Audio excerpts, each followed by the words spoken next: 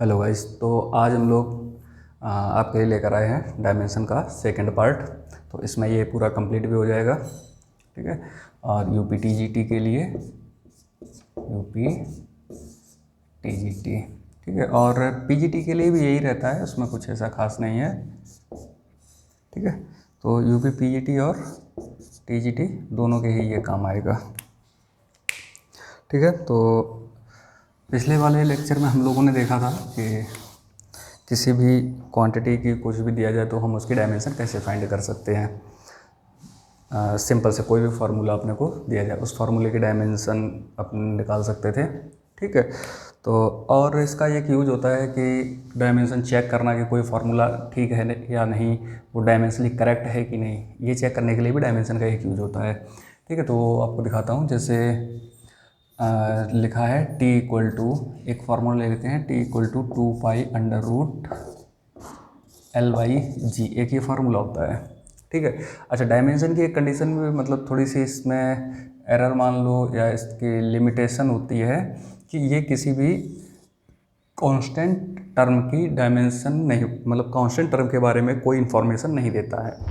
Dimension में इतनी सी कमी है, ठीक है, मतलब इतनी इसकी लिमिटेशन है, ये कांस्टेंट के बारे में कुछ नहीं बता पाता है, ठीक है। यहाँ कांस्टेंट की जगह पर 2π की जगह पर अगर मैं 4π भी लिख दूँ तो अभी वो डायमेंशनली करेक्ट होगा, और ये फिजिकली करेक्ट होगा कि नहीं होगा ये नहीं बता सकता है। डायमेंशन से हम ये नहीं पता लगा सकते कि कोई फार्मूला हमारा फिजिकली करेक्ट है कि नहीं, बस ये पता लगा सकते हैं कि वो डायमेंशनली करेक्ट है, ठीक है। अच्छा, तो इसके बारे में डायमेंशन कुछ नहीं बता सकता है किसी भी कांस्टेंट टर्म के लिए। तो इसको छुपा देते हैं, फिर ऐसा प्रोपोर्शनल लगा देते हैं और दोनों साइड स्क्वायर कर लेते हैं, तो इधर से ये हट जाएगा, ठीक है। तो इसकी डायमेंशन हो जाएगी टी, टाइम है, ये टाइम पीरियड होता है, ठीक है। तो इसकी तो t2 ही बनी रहेगी, ठीक है। और इसकी जो डायमेंशन लिखेंगे वो हो जाएगी l लेंथ होता है, और g ये ग्रेविटेशनल एक्सेलरेशन होता तो एक्सेलरेशन ही है, ग्रेविटेशनल वो कैसा भी हो उससे क्या फ़र्क पड़ता है, ठीक है। तो इसकी मीटर पर सेकंड, मीटर मतलब L/t-2, ठीक है। तो L से L कैंसिल हो गया, तो t ऊपर चला जाएगा +2, ठीक है। तो दोनों साइड बराबर आया। तो LHS इक्वल टू RHS, जो इधर लिखा वही इधर आना चाहिए। अगर ऐसा आता है तो हमारा फार्मूला करेक्ट है, अगर ऐसा नहीं आता है तो फार्मूला इनकरेक्ट है, ठीक है, मतलब डायमेंशनली इनकरेक्ट है। ये हमने सिर्फ इतना पता लगा पाया कि ये फार्मूला हमारा डायमेंशनली करेक्ट है, बस। फिजिकली करेक्ट है कि नहीं है ये, इसके बारे में कोई इन्फॉर्मेशन नहीं है इसकी, ठीक है। चलो, एक तो ये तो बड़ा सिंपल सा यूज रहता है, ये ज़्यादा पूछते भी नहीं है। जो मोस्ट पूछा जाएगा वो यहाँ से अब स्टार्ट होता है कि किसी भी कांस्टेंट टर्म की डायमेंशन निकालना, ठीक है। जैसे अपने को बोल दिया गया v equal to 80 plus BT², कुछ भी लिख सकते हो, जो मर्जी कुछ भी दिया जा सकता है, ठीक है। ये मैंने वैसे अपनी मर्जी से लिख दिया, ठीक। तो इसमें पूछ लिया जाए कि ये वेलोसिटी है, वेलोसिटी मान लो, वॉल्यूम ले लो, कुछ भी ले सकते हो, ठीक है। ये चैप्टर बहुत ही ज़्यादा सिंपल रहता है, कुछ भी, ये यूनिट और डायमेंशन कुछ भी ऐसा इसमें नहीं होता है। और ये वीडियो देखने के बाद आपको, मुझे नहीं लगता कि एक भी क्वेश्चन छूटेगा इसमें से, सारे क्वेश्चन इसके कंप्लीट हो जाएंगे, ठीक है। कोई भी क्वेश्चन है, कितना भी हार्ड होता ही नहीं है इसमें, इसके हर एक क्वेश्चन किया जा सकता है, ठीक है। और बहुत ही छोटा सा टॉपिक है ये, ठीक। तो v मतलब इसको चलो वेलोसिटी ले लेते हैं, वेलोसिटी, ठीक है। और ये जो दोनों t दिए गए हैं इसको हम टाइम कंसीडर कर लेते हैं, और a और b कोई कांस्टेंट है, a and b are constant, ठीक है। तो अब बताओ, इसमें पूछा जाएगा find the dimension of a and find the dimension of a and b, ठीक है। a एंड b की डायमेंशन बताओ, ठीक है। बहुत सिंपल ये भी, ठीक। इसमें एक रूल लगता है, प्रिंसिपल ऑफ होमोजेनिटी, एक रूल ऐसे बोल देते हैं, प्रिंसिपल ऑफ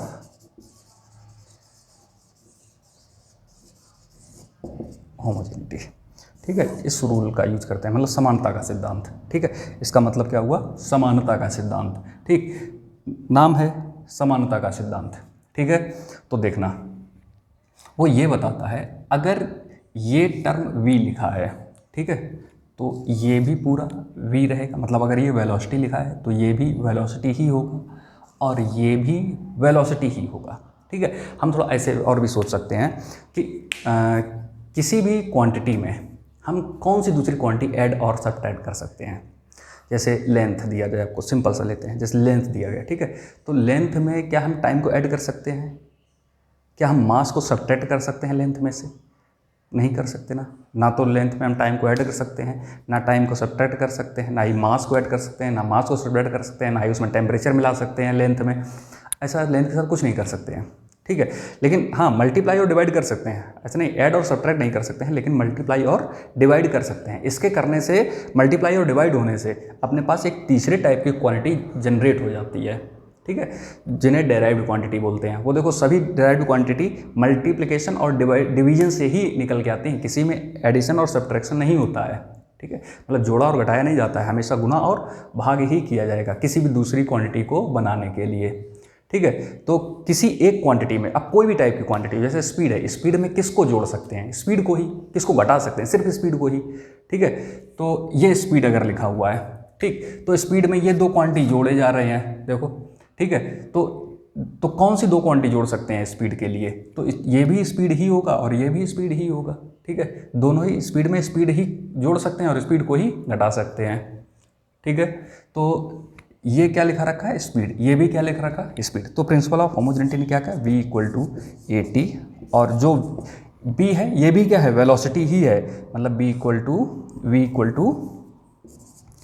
bt², ये है, ठीक है। अच्छा, वेलोसिटी की हम डायमेंशन जानते हैं, अब इसको सॉल्व कर लेते हैं। वेलोसिटी डायमेंशन जानते हैं, LT-1 मीटर पर सेकेंड होती है, तो इसकी क्या हो जाएगी?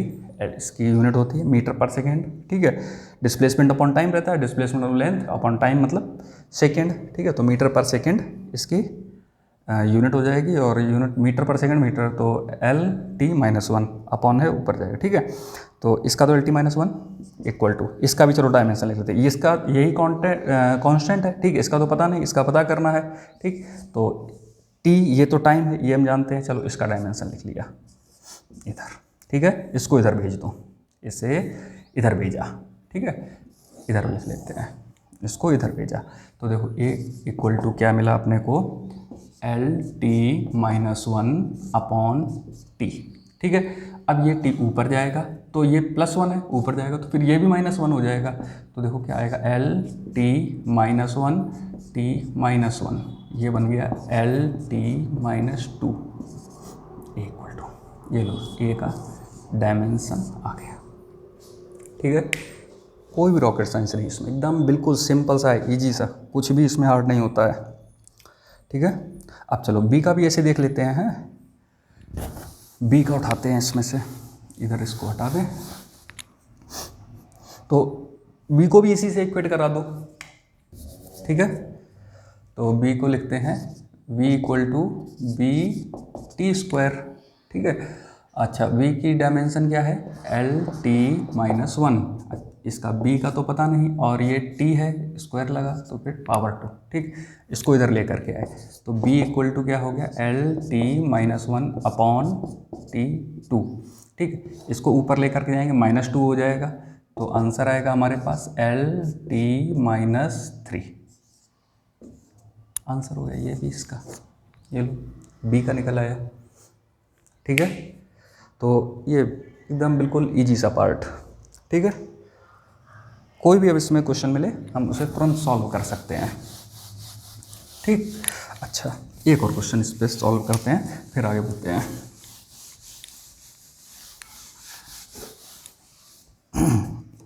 हाँ, तो एक क्वेश्चन ऐसा ले लेते हैं, जैसे V = AT + B upon C - T, ठीक है। तो V इसको वॉल्यूम बोल लो, अब की बार हर बार स्पीड मत लो, और दोनों ही T ये टाइम है, ए बी और सी ये कांस्टेंट है, A B and C are constant, थोड़ा शॉर्ट में कांस्टेंट लिख लेता हूँ इसलिए ऐसा है, ठीक है। तो ये तीनों कांस्टेंट है, इन्हीं की डायमेंशन फाइंड करनी है, ठीक है। Find dimension of A B and C, ठीक है। इन्हीं तीनों की डायमेंशन अपने को निकालनी है। चलो तो स्टार्ट करते हैं। प्रिंसिपल ऑफ होमोजेनिटी तुरंत लगाते हैं इसमें, ठीक है। अच्छा ये वॉल्यूम है तो मतलब V equal to A T साफ साफ लिखा रखा है, ठीक है। और ये हैं, ठीक है। तो देखो V equal to B upon C minus T, ठीक। अब क्या करें, 1 मिनट इसको पॉज करो वीडियो को और सॉल्व करने की कोशिश करो इसको ज़रा, ठीक है। अच्छा चलो तो हम लोग तो करते हैं अब, ठीक। अच्छा इसमें देखो अब फंस कहाँ पे सकते हो, ये वाली टर्म पे। इसमें से देखो 2 अननोन आ गए हैं, ठीक है। 2 अननोन है और एक इक्वेशन। अब कैसे सॉल्व हो सकती है, बहुत गड़बड़ हो गई है। लेकिन प्रिंसिपल ऑफ होमोजेनिटी ने क्या कहा था, ये जो पिछला लिखा था v equal to A T plus B T square, इसमें बोला था v equal to A T और v equal to B T square. तो ऐसा भी तो लिख सकते हैं, A T equal to B T square, ये भी तो लिखा जा सकता है। अरे v की जगह पर यहाँ पर हम ए टी भी तो पुट कर सकते हैं, v equal to A T है तो यहाँ पर ए टी पुट सकते हैं, A T equal to B T square, ये भी तो हो जाएंगे। तो इससे हमने ये देखा कि जहाँ पर प्लस और माइनस हो वहाँ हम इक्वल का साइन लगा दें, जहाँ प्लस और माइनस का साइन लगा हो वहाँ क्या कर दें, हर जगह पर इक्वल का साइन लगा दें। देखो एक प्लस का यहाँ पर है मतलब इक्वल लग गया, ठीक है। चलो इससे हमें वैसे भी कोई दिक्कत नहीं थी, दिक्कत तो यहाँ से आ रही थी, लेकिन यहाँ पर माइनस है, ओ तो यहाँ पर अच्छा लग गया, मज़ा आ गया। मतलब यहाँ पर भी एक इक्वल लगेगा, इसका मतलब सी इक्वल टू टी होगा। पहले ही बताया था देखो कि किसी भी क्वांटिटी में हम सिर्फ उसी क्वांटिटी को या तो ऐड कर सकते हैं सब्ट्रैक्ट कर सकते हैं, ठीक है। ये टाइम है, टाइम में हम किसको ऐड कर सकते हैं, सिर्फ टाइम को। किसको सब्ट्रैक्ट कर सकते हैं, सिर्फ टाइम को, ठीक है। तो ये सी भी क्या होगा, टाइम ही होगा, ठीक है। समझा क्या, सी भी क्या रहेगा, टाइम ही रहेगा, ठीक। तो टाइम में से ही तो हम टाइम को घटा सकते हैं, दूसरी किसी क्वांटिटी थोड़ी घटा सकते हैं, ठीक है। तो सी क्या रहेगा, टी, ठीक है। तो सी का डायमेंशन अपने को पहले ही पता चल गया, सबसे पहले सी का डायमेंशन है टी, ठीक है। तो सी का तो डायमेंशन निकल आया। अच्छा सी का डायमेंशन यहाँ पे रख दिया, ठीक। अब ऐसा मत करना, सी तो टाइम है तो यहाँ पर ये वाला टी पुट करोगे तो टी माइनस टी तो 0 हो जाएगा, ऐसा नहीं, ठीक है। डायमेंशन रूल ऐड और सब्ट्रैक्ट नहीं करता है, ठीक है। मतलब दो डायमेंशन के फार्मूले कभी ऐड नहीं होते हैं, ठीक। ये भी इनका एक रूल है कि इनको ऐड नहीं करेंगे, हैं। मतलब ये तो हमने ये देखा ये टाइम है, लेकिन इससे कितने टाइम्स कम है ज़्यादा है ऐसा थोड़ी कुछ पता कर पाया है। हो सकता है यहाँ पर 2t हो इसलिए इसको c बोल दिया गया, ठीक है। तो इन दोनों से मिलकर भी ये भी दोनों क्या बनाएंगे, सिर्फ एक ही डायमेंशन देंगे t, मतलब v इक्वल टू क्या लिखेंगे, b अपॉन टी, बस। ये सिंगल चाहे यहाँ पर प्लस हो रहा हो या माइनस हो रहा हो, ठीक है, उस जगह पर सिर्फ एक ही टर्म लिखी जाएगी, ठीक है। और v वॉल्यूम है तो वॉल्यूम की जगह पर कर सकते हैं L3, ठीक है। तो b आ गया हमारे पास L3t आंसर, ठीक है। एक ये हो गया। अच्छा a तो बहुत सिंपल सा है, a equal to v upon T हो जाएगा, v अपॉन टी, और v तो है वॉल्यूम, वॉल्यूम मतलब L3 हो जाएगा, L3 अपॉन टी मतलब L3 इसका आंसर। तीनों पार्ट के आंसर कंप्लीट हो गए, ठीक है। ये तो इस तरह से ये थोड़ा सा अच्छा क्वेश्चन बोल सकते हो, ठीक। इससे हार्ड अब कुछ भी नहीं पूछेगा, है। अब कभी कभी क्या करेगा, यहाँ पर कोई भी ऐसी कोई भी क्वांटिटी नहीं होगी, है, तो सिर्फ यहाँ पर एक नंबर दे देगा, ठीक है। तो क्या करना, उस जगह के लिए जैसे यहाँ पर मान लो 1 लिख दिया, ठीक है। इस जगह पर 80 की जगह पर 1 लिखा हुआ है तो 1 प्लस ये समथिंग कुछ लिखा है, ठीक। तो इसको डायरेक्ट 1 से ही इक्वेट करा दो, बस हो जाएगा सॉल्व, ठीक है। बिल्कुल भी ऐसे घबराने की उसमें ज़रूरत नहीं रहती है, इसको सीधा सीधा 1 से इक्वेट करा दो। जहाँ पर भी अपने को एक रूल पता है, जहाँ भी प्लस और माइनस होंगे वहाँ पर हम उनको हटा के इक्वल सब जगह लगा देंगे, बस अपना काम हो जाएगा। कोई भी क्वेश्चन अपने से इस तरह से बच नहीं सकता है, ठीक है। अच्छा, और जो जैसे मैथमेटिकल एक्सप्रेशन होते हैं, जैसे ट्रिगोनोमेट्रिक फंक्शन है, उनकी किसी की डायमेंशन नहीं होती, वो सभी डायमेंशन लेस होते हैं, ठीक है। तो डायमेंशन ये फिजिकल क्वांटिटी की ही रहेगी। ओके, चलो नेक्स्ट पॉइंट देखते हैं।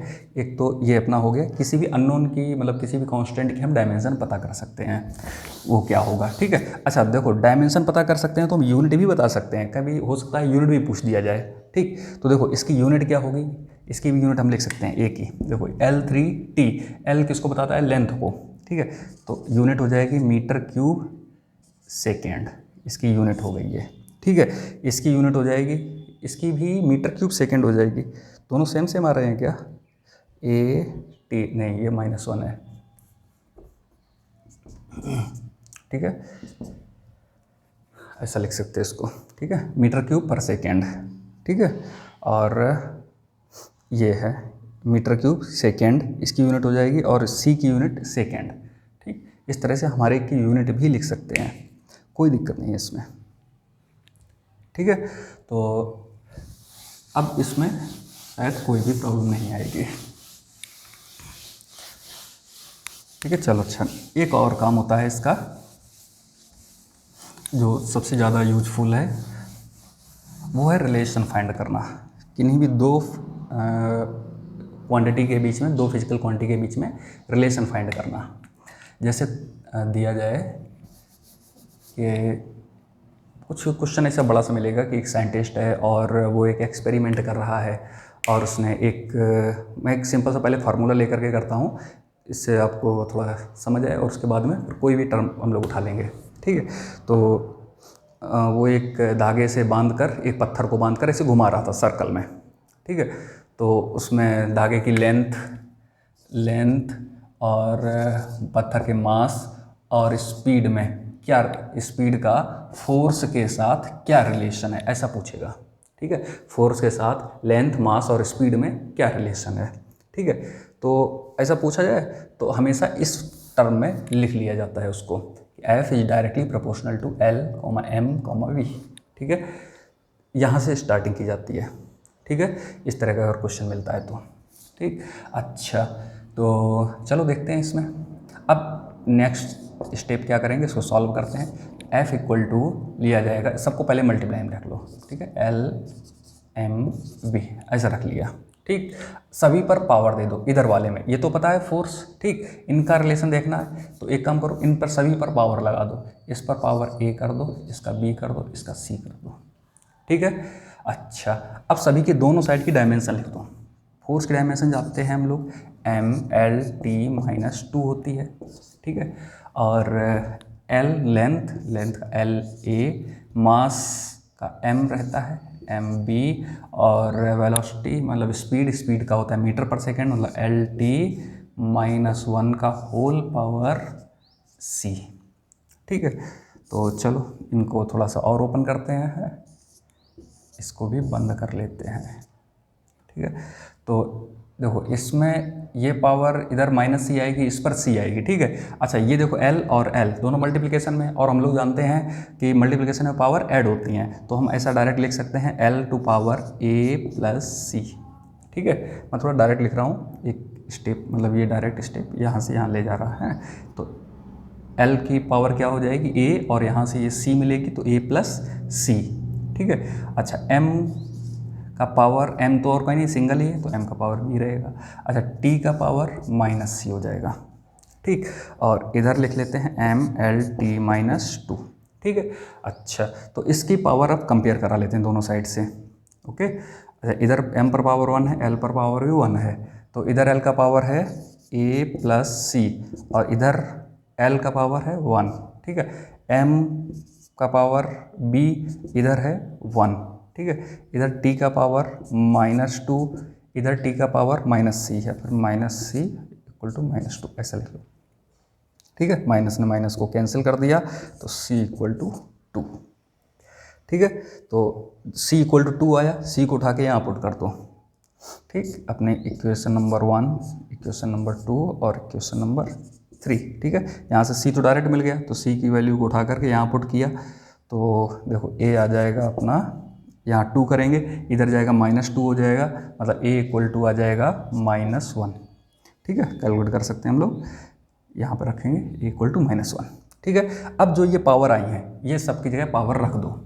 ठीक, तो f प्रोपोर्शनल टू l का पावर a था और a की वैल्यू है -1 लिख दिया, और m का पावर b था और b का वैल्यू आया है 1। ठीक, और v का पावर c था और c का वैल्यू है 2। ठीक है, अच्छा देखो इसको हम ऐसे भी लिख सकते हैं, इसको नीचे ले लें, ऐसा कर सकते हैं। ठीक है, तो देखो ये तो एक फार्मूला बन गया है। एक हम लोगों ने सेंट्रीपिटल फोर्स पढ़ा था, F इक्वल टू mv²/r। ये लेंथ रेडियस का ही तो काम करेगा, इस सर्कल में घूमेगा, धागा का लेंथ जो है वो रेडियस का काम करेगा। ठीक है, तो क्या आ गया अपना mv²/r। ठीक, फार्मूला बन गया। इस तरह से रिलेशन देखे जाते हैं। ठीक है, तो एक ये लास्ट टाइप था ये रिलेशन देखने का। ठीक, अब जरूरी नहीं कोई फार्मूला ही बने।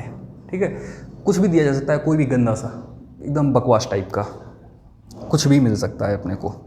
ठीक, जैसे एक और देखते हैं,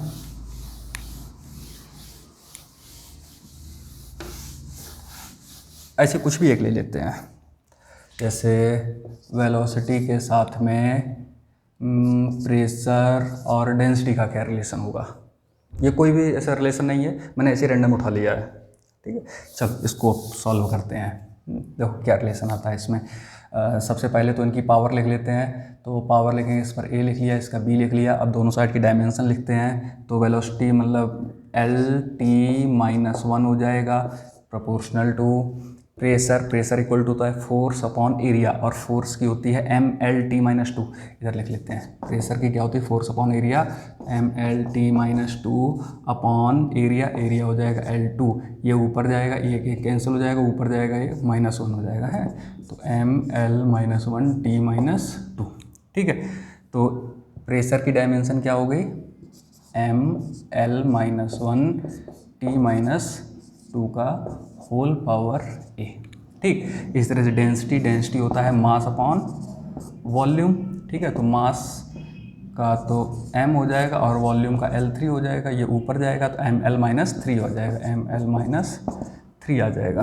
ठीक, तो इधर लिख लेते हैं इसको ML-3 होल पावर b। ठीक है, चलो तो अब इनकी पावर अंदर कर देते हैं। अच्छा, तो एक साथ लिख लेते हैं। देखो m का पावर इस पर a है, इधर b है, तो m का पावर हो गया a + b। ठीक है, अच्छा l इधर -a है और इधर -3b है। ठीक है, और t -2a दिया गया है। ठीक, ये लो ये सभी हो गए हैं। इधर के भी लिख लेते हैं, इधर m नहीं है तो m को 0 लिख लेते हैं, t -1। ठीक है, चलो अब पावर कंपेयर करते हैं। इधर m का power a + b equal to 0। ठीक है, इधर देखते हैं -a -3b इक्वल टू 1। ठीक, अच्छा तीसरा है -2a इक्वल टू, इधर है ये l लिख गया, t रहेगा। ठीक है, इधर रहेगा -1। ठीक है, तो ये माइनस फिर से कैंसिल हो जाएंगे और a इक्वल टू आ जाएगा 1/2। a आ गया 1/2।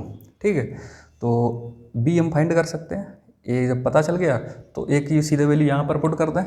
ठीक, a की ये वैल्यू इस इक्वेशन में यहाँ पर डाल दें। ठीक है, तो देखो b आ जाएगा -1/2, b आ गया। ठीक, और तो अब ये दोनों पावर इस पे रख देते हैं, हमने जो फाइंड किया था अभी, जो अपने ये माना था। ठीक है, तो p का पावर a है और a की वैल्यू है 1/2, और रो जिसका पावर b लिया था इसका पावर आया है -1/2। ठीक है, अच्छा इसे ऐसे भी लिख सकते हैं, p अपॉन रो का होल पावर 1/2, ऐसे भी लिख सकते हैं। ठीक है, अच्छा इसको ऐसे भी लिख सकते हैं, √, V अपॉन रो। अब जिस टर्म में अपने को आंसर दिया गया हो वो हम फाइंड कर सकते हैं।